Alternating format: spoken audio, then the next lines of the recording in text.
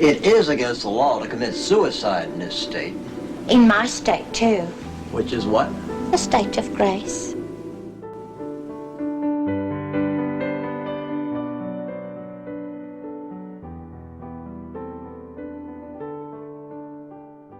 It's almost certainly one of the only Christmas films in existence to keep that it was secretly a Christmas film until audiences watched it for the first time. Released in May of 1947, Miracle on 34th Street is the story of a man who says, knows, and believes he's Santa Claus. He does such a good job, in fact, that this manages him to rat out a drunken Santa right at the start of the film and earn himself a job playing Santa.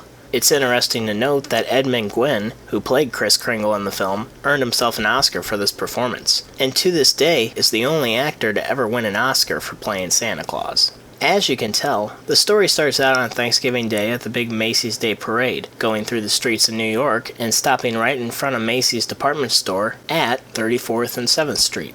I wonder how many extras they needed for this shot. Well, actually, none. Yeah, that's right. This is footage of the actual 1946 Macy's Day Parade, stuck right into the film. In fact, filming was so secret at that time that 20th Century Fox had randomly positioned cameras along the parade route, starting at 77th Street on Central Park West, and the third floor of an apartment building at 253 West 58th Street, and in Herald Square across the street from the Macy's department store. So as you can tell, retakes were out of the question due to the parade being, well, a real parade and all, so actors had one shot at getting their material right.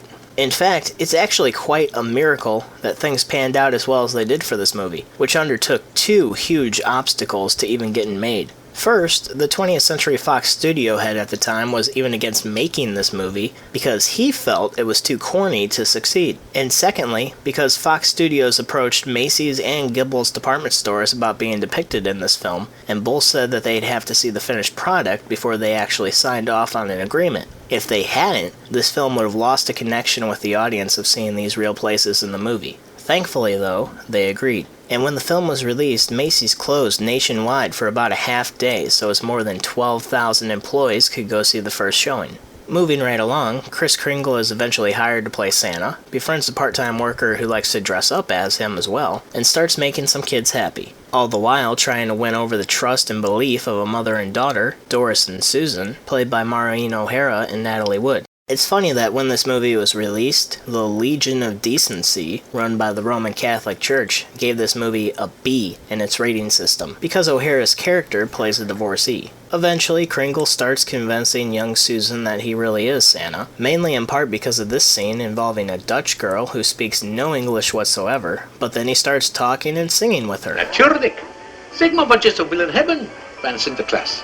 Niks. Unfortunately, however, due to a series of unfortunate events with a bad psychologist who is trying to corrupt his good-natured part-time Macy's department store buddy, Kringle winds up in a mental institution and is put on trial for his sanity.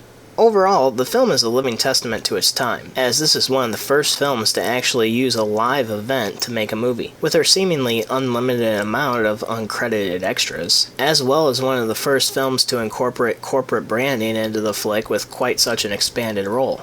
In our last review of It's a Wonderful Life, George is holding up a copy of National Geographic, which could be considered an example of product placement on a limited scale, but in Miracle on 34th Street, really, the principles of the idea are blown out of the water. And now, 60 years later, it's still being associated with Macy's department stores. All in thanks to 20th Century Fox, free of charge. Geef wat in mijn lijstje, dank je Sinterklaas.